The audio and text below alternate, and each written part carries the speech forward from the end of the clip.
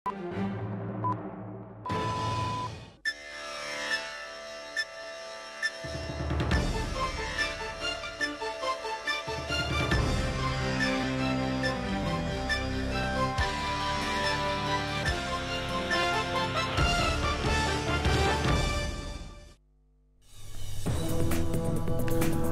আলাইকুম, আমন্ত্রণ চ্যানেল সংবাদের সঙ্গে আছি হৃদয় হোসেন। সংবাদের শুরুতেই জানিয়ে দিচ্ছি ফ্রেশ আটা ময়দা সুজি সংবাদ শিরোনাম। রাজধানীতে ঢাকা কলেজ ও সিটি কলেজের শিক্ষার্থীদের সংঘর্ষ চলছে, কমপক্ষে 6 জন আহত ও পুলিশের সাউন্ড গ্রেনেড নিক্ষেপ।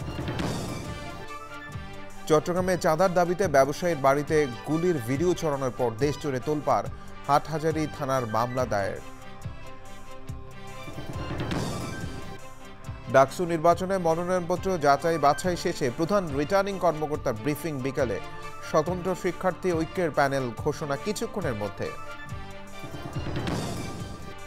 ভৌগোলিক অবস্থানের কারণে তীব্র ভূমিকম্পের ঝুঁকিতে বাংলাদেশ, প্রাণহানি ক্ষয়ক্ষতি কমাতে টেকটোনিক প্লেটের গতিবিধি পর্যবেক্ষণের তাগিদ। এবং সবুজে সাজায় বাংলাদেশ স্লোগানে বরগুনায় প্রকৃতি ও জীবন ক্লাবের বৃক্ষরোপণ, উপকূলে ও জীববৈচিত্র্য রক্ষায় সহায়ক ভূমিকা রাখবে প্রত্যাশা।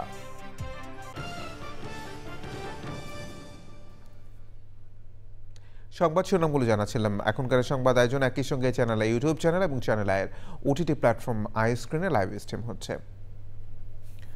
রাজধানীর সায়েন্স ল্যাব এলাকায় ঢাকা কলেজ ও ঢাকা সিটি কলেজের শিক্ষার্থীদের মধ্যে সংঘর্ষ ও ধাওয়া পাল্টা ধাওয়া চলছে, এতে কমপক্ষে 6 জন আহত হয়েছেন। এ নিয়ে জানতে শাকের আদনানের কাছে যাচ্ছি, তিনি সায়েন্স ল্যাব এলাকায় আছেন। শাকের, সায়েন্স ল্যাব এলাকার সবশেষ কি পরিস্থিতি আমাদের জানাবেন।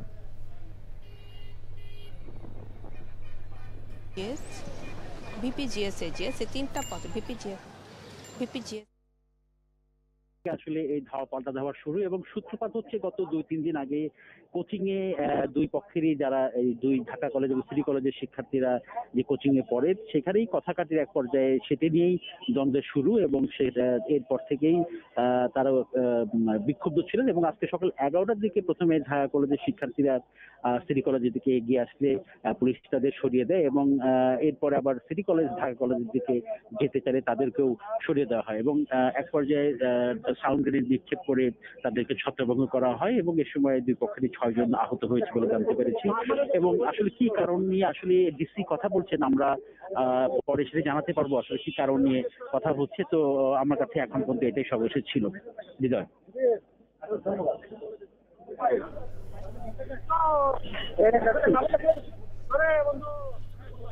শাকের, ধন্যবাদ। প্রিয় দর্শক, আমাদের সঙ্গে যুক্ত হয়েছিলেন শাকের আদনান সায়েন্স ল্যাব থেকে। ডাকসু নির্বাচনের মনোনয়নপত্র যাচাই বাছাই শেষ হচ্ছে আজ। এ নিয়ে বিকেল 6টায় প্রধান রিটার্নিং কর্মকর্তার ব্রিফিং করার কথা রয়েছে। আর উমামা ফাতেমার নেতৃত্বে স্বতন্ত্র শিক্ষার্থী ঐক্য প্যানেল ঘোষণা করবে কিছুক্ষণের মধ্যে। ডাকসু নির্বাচন সামনে রেখে সংবাদ সংগ্রহে ঢাকা বিশ্ববিদ্যালয় ক্যাম্পাসে রয়েছেন মিথিলা নাজনীন। সরাসরি যাচ্ছি তার কাছে। মিথিলা, ডাকসু নির্বাচন ঘিরে ক্যাম্পাসের এই মুহূর্তের পরিস্থিতি জানতে চাই, সবশেষ কি তথ্য আছে এবং কি পরিস্থিতি সেখানে?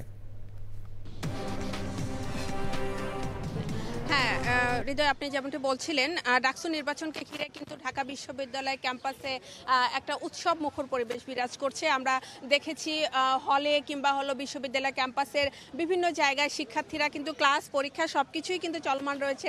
এগুলোর বাইরে বিভিন্ন জায়গায় শিক্ষার্থীরা যে আড্ডা দিচ্ছে, গল্পে জমছে, সব জায়গায় কিন্তু আলোচনার একটা সবচেয়ে বড় বিষয় হলো ডাকসু নির্বাচন এবং হল সংসদ নির্বাচন। এবং ডাকসু নির্বাচনের কিন্তু মনোনয়নপত্র জমা দেওয়ার শেষ দিন গতকাল ছিল। শেষ দিনে মোট 509টি মনোনয়নপত্র জমা পড়েছে এবং আজকে যেটা হবে সেটা হচ্ছে যে হল সংসদে জমা পড়েছে 1109টি এবং কেন্দ্রীয়ভাবে যে 509টি মনোনয়নপত্র জমা পড়েছে সেগুলোর কিন্তু আজকে যাচাই বাছাই সবকিছু চলছে। এবং যিনি চিফ রিটার্নিং কর্মকর্তা এই ডাকসু নির্বাচন এবং হল সংসদ নির্বাচনের, তিনি মোহাম্মদ জসিম উদ্দিন, উনি বলেছেন যে আজকে বিকালে 5টার পরে কিন্তু তিনি এটার হচ্ছে আপডেট আমাদেরকে জানাতে পারবেন যে মনোনয়নপত্র যাচাই বাছাই শেষে আসলে কারা শেষ পর্যন্ত এই নির্বাচনে প্রতিদ্বন্দ্বিতা করার জন্য যোগ্য নির্বাচিত হয়েছেন। এবং এর বাইরে কিন্তু স্বতন্ত্র শিক্ষার্থী ঐক্য, যেটি উমামা ফাতেমার নেতৃত্বাধীন, উমামা ফাতেমা 24-এর জুলাই গণ অভ্যুত্থানের সময় কিন্তু নেতৃত্বস্থানীয় ছিলেন। তিনি কিন্তু এই স্বতন্ত্র শিক্ষার্থী ঐক্য প্যানেলের যে প্যানেল ঘোষণা, প্যানেল পরিচিতি, সেটা কিন্তু আজকে বিকাল 3:30 অপরাজেয় বাংলার পাদদেশে এটি হওয়ার কথা রয়েছে। এবং এর বাইরে কিন্তু আরও যে দলগুলো কিংবা আরও যে দলগুলো, বিভিন্ন সংগঠনগুলো তারা নিজেরা একত্রিত হয়ে, যেমন বামপন্থী বিভিন্ন সংগঠন, 2-3টা সংগঠন একত্রিত হয়ে তারা প্রতিরোধ পরিষদ নামে একটা দল প্যানেল ঘোষণা করেছে। এরকমভাবে প্রত্যেকটা দলই কিন্তু আলাদাভাবে তাদের প্যানেল ঘোষণা করেছে এবং প্যানেল পরিচিতি এরই মাঝে হয়ে গেছে। এখন শুধু আজকের অপেক্ষা এই স্বতন্ত্র শিক্ষার্থী ঐক্য পরিষদের বিকাল 3:30 আপনাকে অনেক ধন্যবাদ। প্রিয় দর্শক, মিথিলা নাজরিন আমাদের সঙ্গে যুক্ত হয়েছিলেন ঢাকা বিশ্ববিদ্যালয় এলাকা থেকে। চট্টগ্রামের হাটহাজারীতে চাঁদা না পেয়ে ইটভাটা ও ফিলিং স্টেশনের মালিকের বাড়িতে এসে গোলাগুলির ঘটনার মামলা হয়েছে। বাড়ির কেয়ারটেকার নুর নবী বাদী হয়ে হাটহাজারী থানায় অজ্ঞাতনামা আসামিদের বিরুদ্ধে মামলা করেন। ঘটনার ভিডিও সামাজিক যোগাযোগ মাধ্যমে ছড়িয়ে পড়ায় এ নিয়ে সারা দেশে তোলপাড় সৃষ্টি হয়। বিস্তারিত সাদিয়া ওমরের রিপোর্টে। বুধবার বেলা 11টার দিকে দুটি মোটরসাইকেলে করে 6 জন অজ্ঞাতনামা যুবক আসে হাটহাজারী উপজেলার 8 নম্বর মেখল ইউনিয়নের উত্তর মেখলের ব্যবসায়ী মোহাম্মদ জাহাঙ্গীর আলমের বাড়িতে। এদের মধ্যে 4 জন বাড়ির বাউন্ডারির ভেতরে প্রবেশ করে বাড়ি লক্ষ্য করে এলোপাতাড়ি গুলি ছুড়তে থাকে। কয়েক রাউন্ড গুলি করেই দ্রুত চলে যায় তারা। বাড়িটি তালাবদ্ধ থাকায় কেউ হতাহত হয়নি। ঘটনার খবর পেয়ে হাটহাজারী এসপি সার্কেল কাজী মোহাম্মদ তারেক আজিজ সহ জেলা পুলিশ ও আইনশৃঙ্খলা বাহিনীর ঊর্ধ্বতন কর্মকর্তারা ঘটনাস্থল পরিদর্শন করেন। এ ঘটনায় দ্বিতীয় তলার বারান্দার গ্লাসে দুটি গুলির চিহ্ন রয়েছে এবং ভবনের নিচে 9টি গুলির খোসা ও একটি তাজা গুলি পাওয়া যায় বলে জানিয়েছে police. Sadia Omar, channel I.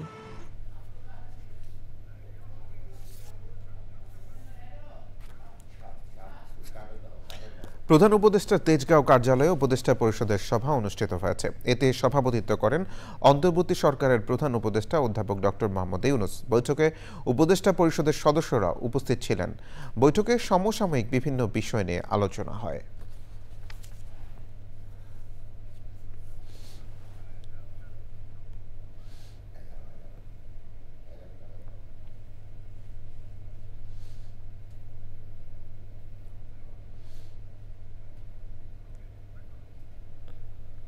ভৌগোলিক অবস্থানের কারণে তীব্র ভূমিকম্পের উচ্চ ঝুঁকিতে বাংলাদেশ। প্রায় 400 বছর ধরে শক্তি সঞ্চয় করা ইন্ডিয়ান বার্মা প্লেটের শক্তি মূল মুক্ত হলে ধ্বংসযজ্ঞ চালাতে পারে 8 থেকে 9 মাত্রার ভূমিকম্প। প্রাণহানি ও ক্ষয়ক্ষতি কমাতে টেকটোনিক প্লেটের গতিবিধি পর্যবেক্ষণ, দীর্ঘমেয়াদী গবেষণা, উন্নত অবকাঠামো এবং সঠিক পরিকল্পনা সহ আগাম প্রস্তুতির তাগিদ বিশেষজ্ঞদের। ভূমিকম্প ও আমাদের প্রস্তুতি নিয়ে আফরোজা হাসির রিপোর্ট।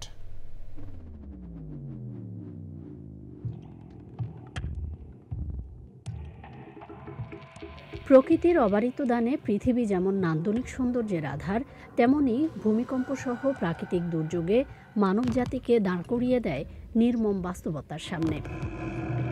বিভিন্ন গবেষণা বলছে বিশ্বে প্রতিদিন 138 বার ভূমিকম্প হয়। কোনো পূর্বাভাস ছাড়াই ছোট ছোট আকারের ভূমিকম্প ছাপিয়ে প্রলয়ঙ্করী ধ্বংসযজ্ঞ চালায় উচ্চমাত্রার ভূমিকম্প। ভৌগোলিকভাবে বাংলাদেশ ইন্ডিয়ান, ইউরেশীয় এবং বার্মিজ টেকটোনিক প্লেটের ওপর অবস্থিত। প্লেটগুলো গতিশীল থাকায় বাংলাদেশ ভূখণ্ডও আস্তে আস্তে সরে যাচ্ছে। প্রায় 400 বছর ধরে শক্তি সঞ্চয় করছে Indian Burma plate. Madhupur fault, Dawki fault এবং চট্টগ্রামের টেকটোনিক মুভমেন্টের কারণে 8 থেকে 9 মাত্রার ভূমিকম্প আঘাত হানতে পারে রাজধানী ঢাকাসহ দেশের বিভিন্ন অঞ্চলে।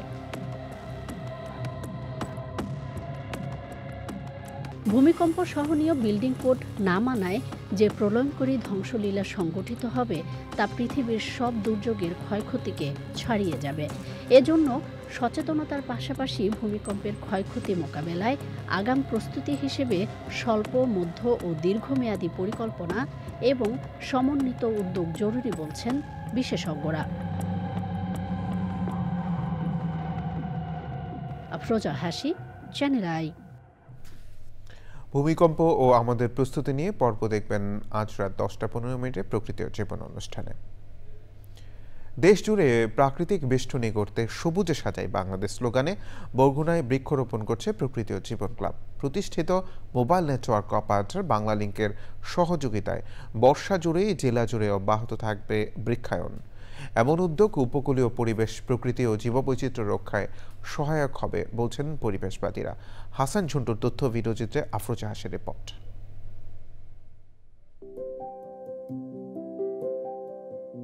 সাগরের অথই নীল জলরাশি আর প্রাকৃতিক সৌন্দর্যের আধার উপকূলীয় জেলা বরগুনা।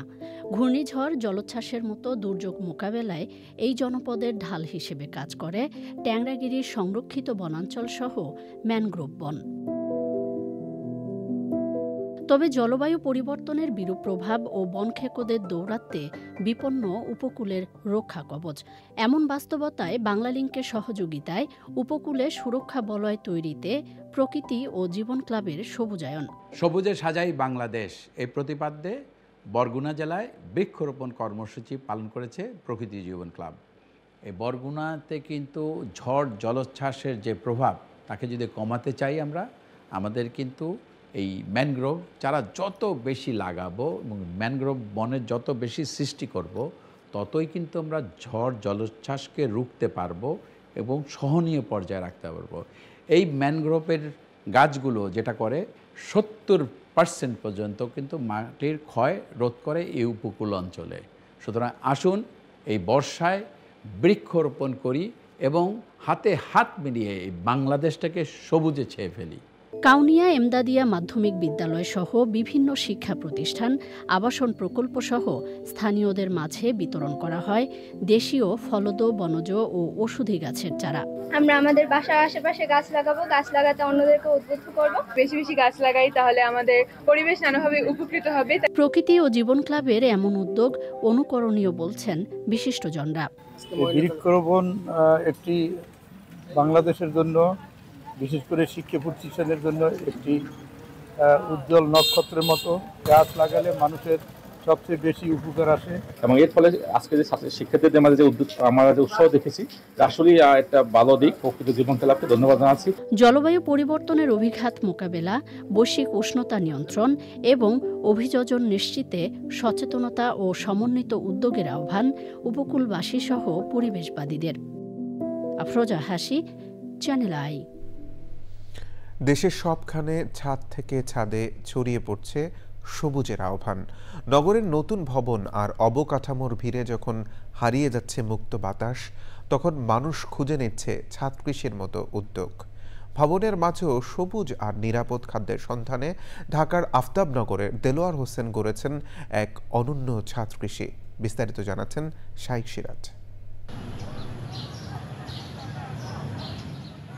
ঢাকার নতুন আবাসিক এলাকা আফতাবনগরের এই 8তলা ভবনে গড়া ছাদ কৃষিটি শুধু শখে নয়, কৃষির সঙ্গে যুক্ত থাকার এক অদম্য ইচ্ছের প্রকাশ এটি। এই উদ্যোক্তা দেলোয়ার হোসেন নিজের বসতি ঠিকানাও বদলেছেন এই কৃষির ছোঁয়া পেতে। এখন আনন্দের পাশাপাশি পাচ্ছেন নিরাপদ খাদ্য। ছোটবেলা থেকেই আমি গাছ প্রিয়। আমরা এর আগে মালিবাগে ছিলাম, ওখানে আসলে এই ধরনের একটা পরিবেশ ছিল না। মনে খুব ইচ্ছে ছিল যে আল্লাহ যদি কখনো ওই ধরনের একটা পরিবেশ তৈরি করে, তাহলে আমি ফল গাছ, ফুল গাছ এগুলিই করবো। 2600 বর্গফুট আয়তনে 2 স্তরে পরিকল্পিত কাঠামোর ভেতরে ছড়িয়ে আছে নানা জাতের সবজি আর ফলের গাছ। পরিবারে ফল দিতে পারতেছি। তারপর সবজি, শীতের দিনে যেরকম লাউ, এখন যেরকম চাল কুমড়া, শশা, এগুলি আমি এখনো ন্যাচারাল পাচ্ছি। এই এলাকায় এখন অনেকেই ছাদ কৃষি শুরু করেছেন, তবে ধারাবাহিকতা ধরে রাখতে প্রয়োজন সঠিক দিক নির্দেশনা আর সরকারি পৃষ্ঠপোষকতা।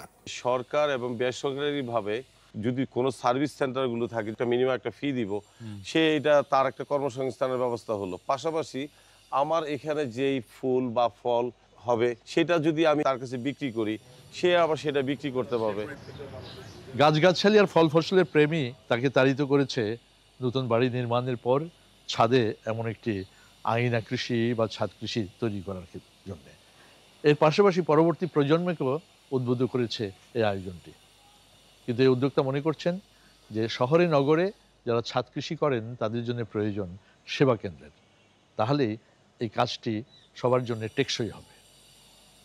ঢাকার আফতাবনগর থেকে শাইখ Siraj, channel I.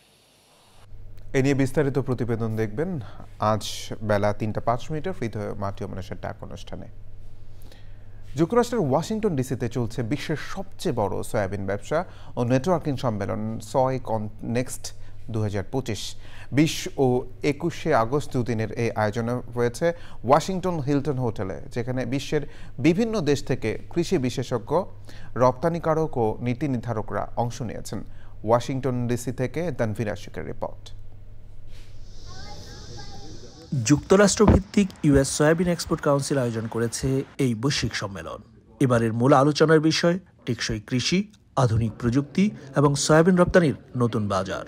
There's magic that happens when you have those parties actually meet with each other face to face. And that's one of the really proud moments that we have, is facilitating those interactions. It's not just a contract, it's more, it's personal relationships. জলবায়ু পরিবর্তনের সংকট মোকাবেলা করে কৃষকের উৎপাদন খরচ কমানো এবং পরিবেশ বান্ধব উৎপাদন পদ্ধতি নিয়েছিল নানা session. U.S. soybean farmers, in terms of negating the impacts of climate change, would, for our operation, would be to employ additional risk management techniques. We're very appreciative that we have access to crop insurance. আলোচনায় উঠে আসে মানসম্মত প্রাণী খাদ্য উৎপাদনে দক্ষিণ এশিয়ার সম্ভাবনা এবং আন্তর্জাতিক বাজারে বাংলাদেশের কৃষি পণ্যের অংশ নেওয়ার বিষয়। In Bangladesh, you have a large crushing industry. I'm very optimistic about the growth we continue to see in Bangladesh. Export করতে হলে এই কমপ্লায়েন্সগুলো দেখতে হবে, ভালো মানের ফিড তৈরি করতে হবে এবং ভালো মানের সয়া মিল খুঁজতে হবে, ভালো মানের সয়া বিন নিতে হবে। এবং বিদেশে রপ্তানির ক্ষেত্রে যদি মার্কেট ক্যাপচার করতে হয়, তাকে কোয়ালিটি মেনটেন করতে হবে। সেক্ষেত্রে কোয়ালিটি মেনটেনের ক্ষেত্রে আপনার ভালো সয়াবিন মিল ছাড়া কোনো গতি নাই। এক কথা আমি বলতে পারি, সরকারের এখানে আসলে কস্ট কমানোর যদি অপশন থাকে ইউএস গভর্নমেন্টের সাথে, অটোমেটিকলি বিজনেস বেড়ে যাবে। আয়োজকরা বলছেন ক্রমবর্ধমান ভোক্তা বাজার, প্রক্রিয়াজাত শিল্প আর কৌশলগত ভৌগোলিক অবস্থান বাংলাদেশকে আগামী দিনে আন্তর্জাতিক সয়াবিন ব্যবসার এক গুরুত্বপূর্ণ অংশীদারে পরিণত করতে পারে। ওয়াশিংটন ডিসি থেকে তানভীর আশিক, চ্যানেল আই। সংবাদের এই পর্যায়ে বিরতি নিচ্ছি।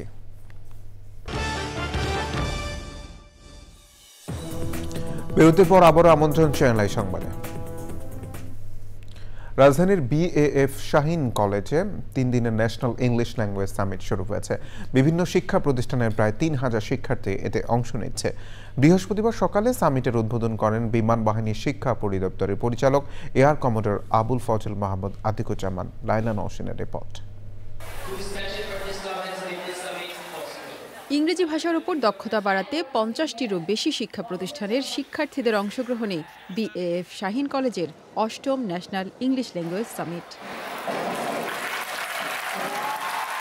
উদ্বোধনী আয়োজনে অংশ নিয়ে অতিথিরা বলেন, এই ধরনের আয়োজন আন্তর্জাতিক অঙ্গনে নেতৃত্ব দিতে সহায়তা করবে।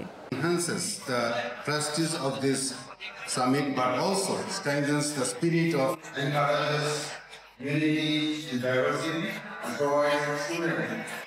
English in particular has become global link, connecting nations, enhancing opportunities, and widening ambitions. World magazine উপস্থিত বক্তৃতা, বানান প্রতিযোগিতা, কবিতা লেখা সহ 13টি মাধ্যমে এবারের আয়োজন সাজানো হয়েছে।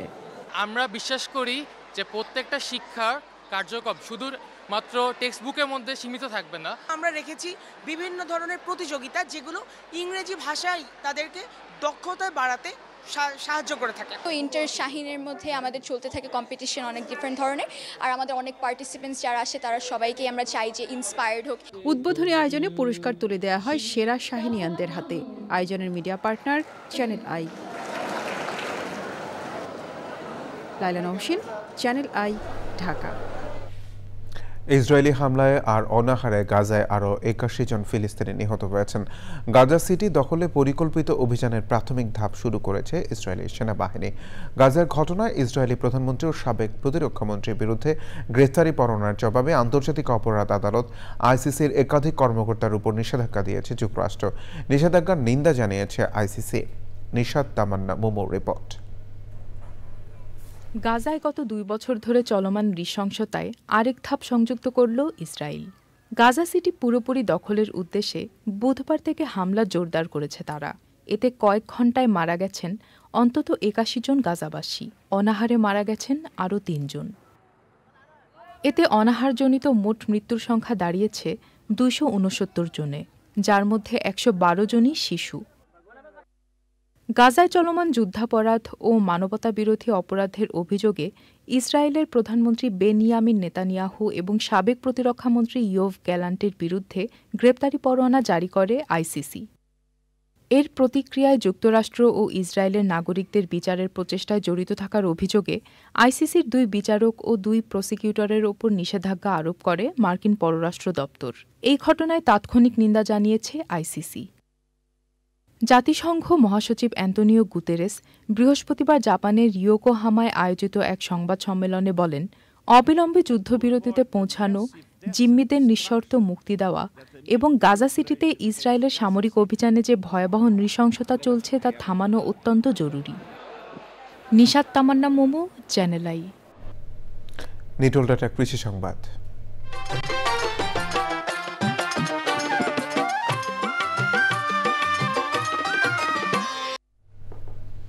অতিবৃষ্টির কারণে যশোর অধিকাংশ কৃষক অপুষ্ট পাট কেটে ফেলেছেন। এতে ফলন ও মান দুটোই কম হচ্ছে। কৃষক বলছেন, জমিতে পানি জমে থাকায় পাটের অনেক চারা মারা গেছে। বাজারে যে দাম রয়েছে তাতে উৎপাদন খরচ উঠলেও লাভ হচ্ছে না বলে জানান কৃষক। প্রকৃতি সংবাদ।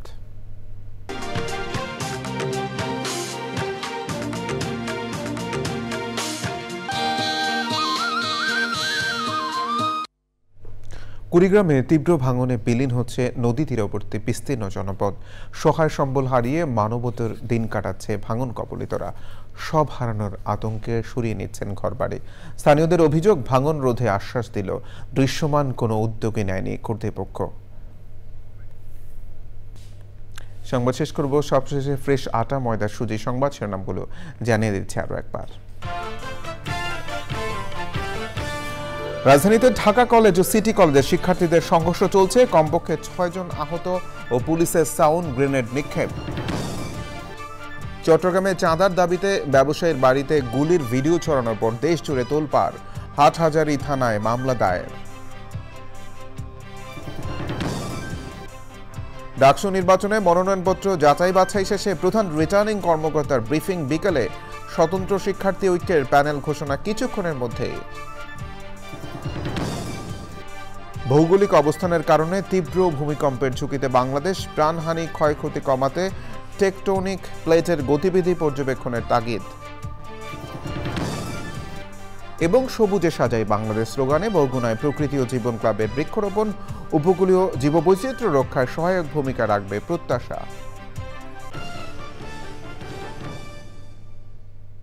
এই ছিল সংবাদ আয়োজন। ধন্যবাদ সবাইকে।